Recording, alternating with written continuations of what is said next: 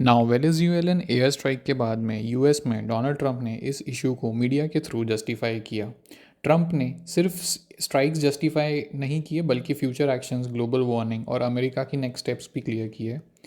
अंत तक इस वीडियो को ज़रूर देखना। आई एम श्योर आपके सारे सवाल वीडियो के अंत तक सारे क्लियर हो जाएंगे, क्योंकि ये सवाल सिर्फ लैटिन अमेरिकन कंट्रीज़ का नहीं बल्कि पूरी जियोपॉलिटिकल इक्वेशन रिकन्फिगरेशन का भी है, और इसका इम्पैक्ट कहीं ना कहीं इंडिया और बाकी नेबरिंग नेशंस पे भी पड़ेगा। तो नमस्कार दोस्तों, मैं मयंक आपका इस नए वीडियो में स्वागत करता हूँ मेरे न्यू चैनल पे, that is geopolitics by Mayank. तो इस वीडियो में आज हम समझेंगे दैट फर्स्ट, करंट सिचुएशन अभी वेनेजुएला में क्या है।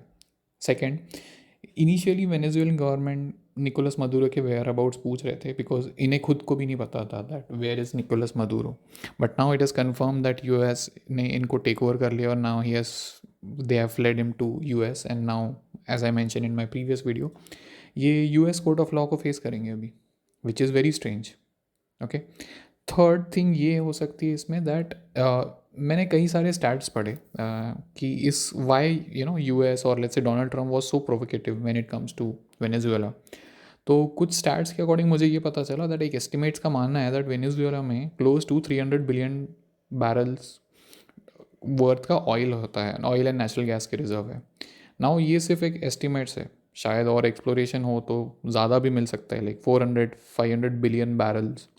Now can you imagine this quantity, like the volume of this oil. ठीक है, now US taking over Venezuelan oil control is very very dangerous for global economy, because somehow US अगर complete take over कर लेता है US का, तो आप समझ भी नहीं सकते हो कि पूरी ऑयल इंडस्ट्री कैसे इम्पैक्ट कर सकती है। Because as I told in my previous video, Venezuela has one of the world's, not one of the world's but दुनिया की सबसे बड़ी ऑयल रिजर्व्स वेनेजुएला में ही है। और माइंड यू, मैं ये सिर्फ डिस्कवर्ड ऑयल रिजर्व की बात कर रहा हूँ, जो कि 300 बिलियन बैरल्स का एस्टिमेटेड किया जाता है। जो अनएक्सप्लोर्ड एरिया है, यू नेवर नो, जैसा कि मैंने कहा 400-500 बिलियन डॉलर्स का है। ये हो गया इसमें सेकेंड एंगल। थोड़ा मैं इसको नंबर्स के साथ में भी एक्सप्लेन करना चाहता हूँ। करंटली एक ऑयल का बैरल मार्केट में मिलता है, like as per oil standard market, $57 per barrel. Now obviously आने वाले समय में प्राइजेस सोर करेगी, बट एक बार के लिए अज्यूम करते हैं दैट प्राइजेस सोर नहीं करती है आने वाले 5 साल तक।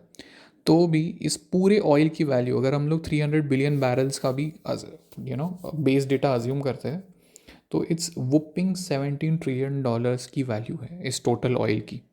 और ये कंफर्म्ड है दैट इतने तो ऑयल है ही वेनेजुएला में। $17 ट्रिलियन, मैं दोस्तों आपको बता दूं अंदाज़न के लिए, इंडिया की जीडीपी अभी हाल ही में मिनिस्ट्री ऑफ स्टैटिस्टिक्स ने डिक्लेयर किया है that it has surpass Japan's, और ये बॉल पार्क $4 ट्रिलियन की है। मतलब वेनेजुएला में जो ऑयल रिजर्व है उसकी वैल्यू है $17 trillion, which is approximately 4 times the Indian economy. Now I am pretty sure now आप इसकी स्केल समझ सकते हो that why US has been after Venezuelan oil reserve. Now दूसरा एस्पेक्ट ये भी है इसमें that if American government will start governing Venezuelan oil, तो ये अपने हिसाब से सप्लाई और डिमांड को फ्लक्चुएट कर सकते हैं। जैसा कि मैंने एग्जांपल में कहा था दैट करंटली तो oil barrels are available at $57 per barrel, but ये क्वांटिटी को अपने हिसाब से भी कम ज़्यादा कर सकते हैं, और ये प्राइजेस को इतना सोर कर सकते हैं दैट इनकी प्रॉफिट बैंक भरती जाएंगी। और मेरा आपसे सवाल है, इनसे कौन लड़ेगा? लाइक ओपेक इनसे लड़ेगा क्या? ओपेक इनसे कम्पीट करेगा? मैं बता दूँ, ओपेक इज़ एक एक्चुअली कमीशन है, बेसिकली एक संगठन है सारी ऑयल प्रोड्यूसिंग कंट्रीज़ का, जिसमें से Saudi Arabia, UAE, Qatar, Oman, ये सारी कंट्रीज़ आती है। और ओपेक प्लस वो कंट्रीज़ होती है जो ओपेक का हिस्सा नहीं है, but these are some of the add ons like Russia, Canada, तो ये सारी ओपेक प्लस कंट्रीज़ में आती है। बट मेरा आपसे सवाल है ये, क्या ओपेक प्लस या ओपेक कंट्रीज़ या रशिया फॉर दैट मैटर, क्या ये कम्पीट करेंगे यूएस में अगर यूएस टेक ओवर कर लेता है वेनेजुएलन ऑयल रिजर्वॉयर्स को? तो कमेंट सेक्शन में मुझे ज़रूर बताइएगा। Now current as per current situation मैं आपको बता दूँ, वेनेजुएला की वाइस प्रेसिडेंट जो है, इन्होंने ये स्टेटमेंट अभी रिसेंटली कहा है दैट ये अपनी आखिरी सांस तक लड़ेंगे यूएस से और यूएस की आर्मी से, and they will protect their black gold. जी हाँ दोस्तों, मैं बता दूँ, ब्लैक गोल्ड बेसिकली दूसरा नाम है ऑयल के लिए, कच्चे तेल के लिए, जिन लोगों को नहीं पता। नाउ यूएस के एलिगेशंस ये है दैट मदुरो के वक्त इन लोगों ने ऑयल एक्सट्रैक्शन किया नहीं। अब हम लोग यहाँ पे माइनिंग करेंगे और एक्सट्रैक्शन टेक्नोलॉजीज़ करेंगे और यहाँ से हम लोग ऑयल निकाल के बेचेंगे, और जब तक यूएस इसकी टेक केयर करेगा, लाइक जब तक वेनेजुएला अपनी पैरों पे खड़े नहीं हो जाता है, तो US is going to support, provide them hand hold and support them. Now मैं ये साफ साफ बता दूँ, यूएस एक नया चूरन बेच रहा है, ठीक है। और अब आता है डोनाल्ड ट्रंप की जो प्रेस कॉन्फ्रेंस है, जो काफ़ी अग्रेसिव थी, और ये काफ़ी अग्रेसिव टोन में ये सारी चीज़ें कह रहे थे। एक बार आप इस वीडियो को देख लीजिए। Late last night and early today, at my direction, the United States Armed Forces conducted an extraordinary military operation in the capital of Venezuela. Overwhelming American military power, air, land, and sea, was used to launch a spectacular assault. And it was an assault like people have not seen since World War II. It was a force against a heavily fortified military fortress in the heart of Caracas to bring outlaw dictator Nicolas Maduro to justice. This was one of the most stunning, effective, and powerful displays of American military. Now इस video में Trump ने वैसे तो बहुत से points cover किए, जैसे कि पहले वो एड्रेस करते हैं दैट द एंटायर ऑपरेशन वो सक्सेसफुल, जो कि बहुत प्रिसाइज, पावरफुल और एक पिन पॉइंट एक्यूरेसी से हमने एग्जीक्यूट किया। उनके अकॉर्डिंग यूएस फोर्स ने एग्जैक्ट टारगेट्स हिट किए और अमेरिका की तरफ से कोई dominated this operation with no casualties. They have lost close to 40 people. और इनका कहना ये था दैट वेनेजुएला की मिलिट्री ने कोई रेजिस्टेंस नहीं दिया, दे कोलैप्स क्विकली, ठीक है। नाउ ट्रंप ने ऑफिशियली इस ऑपरेशन को बोल दिया है that it's clean, professional and necessary बताया है। हाउएवर ये आप और हम दोनों जानते हैं इसके पीछे का हिडन एजेंडा क्या है। नाउ वेनेजुएला के बारे में ट्रंप ये कहते हैं दैट हम लोग इसको टेम्परेरीली कंट्रोल करेंगे, बट यही सबसे ज़्यादा कंट्रोवर्शियल स्टेटमेंट है मेरे हिसाब से। तो नाउ ये कहता है that United states will oversee Venezuela until safe and stable transition happens. मेरे हिसाब से ये अपनी वैसी सरकार लेकर आएंगे यूएस में, यूएस वाले वेनेजुएला में, जो प्रो ट्रंप होगी या प्रो यूएसए वाली होगी, और जो इनको बेसिकली ऑयल डील्स या ऑयल ड्रिलिंग का कॉन्ट्रैक्ट देंगी इनकी कंपनीज़ को। और गाइस मैं आपको जानकारी के लिए बता दूँ, एज सुन एज ट्रंप ने ये ऑपरेशन सोशल मीडिया पे पब्लिक किया है, कंडक्ट किया, यूएस में जो मेजर ऑयल फर्म्स थे जैसे कि शेवरॉन और जो भी इनकी मेजर ऑयल कंपनीज़ हैं, इन सब के शेयर्स भागने लग गए, ठीक है। और मैं ये बता दूँ, आने वाले समय में ये अगर यूएस सक्सेसफुली टेक ओवर कर लेता है तो sky is the limit for making profit for this companies. और इसका इम्पैक्ट हमें यूएस स्टॉक मार्केट को देखकर भी पता चलता है, specially this major oil producing companies, जैसा कि मैंने कहा।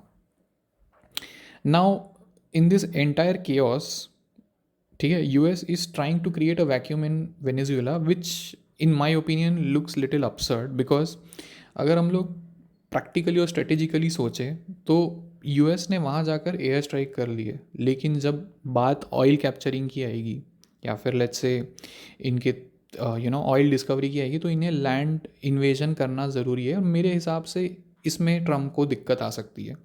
I won't say it's impossible for US, but air strikes करके वापस आ जाना प्लस लैंड इन्वेजन करना, इसमें ज़मीन आसमान का फ़र्क है। तो I would still keep this thing in interesting bucket because it's a threat from US। like US ने साफ साफ कहा है दैट इन्होंने एक साफ साफ अंदेशा दे दिया दैट ये हैवी बॉम्बिंग करने वाले आने वाले कुछ समय में, unless and until Venezuela complete surrender नहीं करता है। और लगता नहीं है वेनेजुएला सरेंडर करेगा, जैसा कि अपने वीडियो में कह भी रहे हैं, like if instability continues the next wave will be much bigger. और इस रेजिस्टेंस की वजह से यहाँ पे अनरेस्ट भी हो सकता है, मे बी मिलिट्री कू हो सकता है या सिविल वॉर्स हो सकती है, एंड पूरे देश की इकोनॉमी कोलैप्स हो सकती है। लाइक नाउ यूएस इसके पीछे ये तर्क देता है दैट मदुरो या फिर जो भी वेनेजुएलन की सरकार है, ये इनके पास में इतना ऑयल पड़ा है, ये ड्रिलिंग नहीं करते, ये लोग ऑयल इनका वैसा का वैसा ही पड़ा है, हम लोग new technology new drilling machines लेकर जाएंगे, हम लोग ड्रिल करेंगे। तो मेरा ये सवाल है दैट यूएस ने वेनेजुएला और जो भी अदर ऑयल प्रोड्यूसिंग कंट्रीज़ है लाइक इराक, इन सब पे इनॉर्मस सैंक्शंस लगा रखे हैं। मैं ये बता दूँ, आज वेनेजुएला की जो करेंसी है, it is one of the worst performing currencies in the world. तो इन्होंने सारी सैंक्शंस लगा रखी हुई है वेनेजुएला पे, ये लोग अपना ऑयल एक्सपोर्ट नहीं कर सकते, और ऑन टॉप ऑफ दैट ये कहते हैं दैट हम वहाँ जाके एक्सप्लोर करेंगे। Now if US is so concerned about oil market, then why don't they allow Venezuelan oil to come into market? I am pretty sure जो भी इनके पास टेक्नोलॉजी होगी, अगर पाकिस्तान जैसी कंट्री ऑयल रिफाइन कर सकती है, तो आई एम प्रिटी श्योर वेनेजुएला जैसी कंट्री भी ऑयल एक्सट्रैक्ट करके रिफाइन एटलीस्ट कच्चा तेल तो बेच ही सकती है सारी कंट्रीज़ को। नाउ मैं और इसमें रिसर्च कर रहा था और मुझे ये पता चला दैट ट्रम्प ने अपने जो इलेक्शन कैंपेन्स थे, नाउ ऑब्वियसली इन्होंने इलेक्शन कैंपेन्स लड़ने के लिए इनको काफ़ी पैसे की ज़रूरत होगी, तो इनको काफ़ी ऑयल प्रोड्यूसिंग जो भी कंपनीज़ हैं वहाँ पे, जैसा कि मैंने कहा शेवरॉन और जो भी other oil producing oil companies है यूएस की, इन लोगों ने ट्रम्प की कैंपेनिंग में $1 बिलियन डोनेट किए थे, और बदले में ट्रम्प ने इन्हें प्रॉमिस किया था that there is going to be a great surprise for you in upcoming years, and I think Trump शायद अपने इसी प्रॉमिस को फुलफ़िल कर रहे हैं। नाउ कॉन्टेक्स्ट के लिए मैं ये बता दूँ, लाइक मान लेते हैं इन हाइपोथेटिकल सिचुएशन, अगर ट्रम्प 50% स्टेक भी एक्वायर कर लेते हैं through any kind of invasion, land और air invasion in Venezuelan oil reserves, तो भी it is going to be ball park $8 trillion, and I don't think, मेरे अकॉर्डिंग यूएस इस अपॉर्चुनिटी को जाने देगा।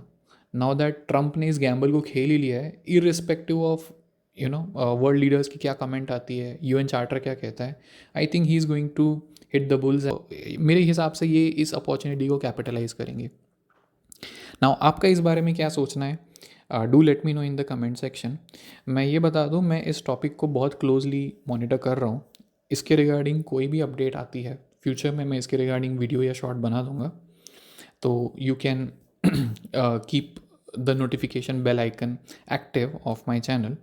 नाउ अगर आप अब तक इस वीडियो के अंत तक बने हुए हैं, तो I would request you to like, share and subscribe to my YouTube channel.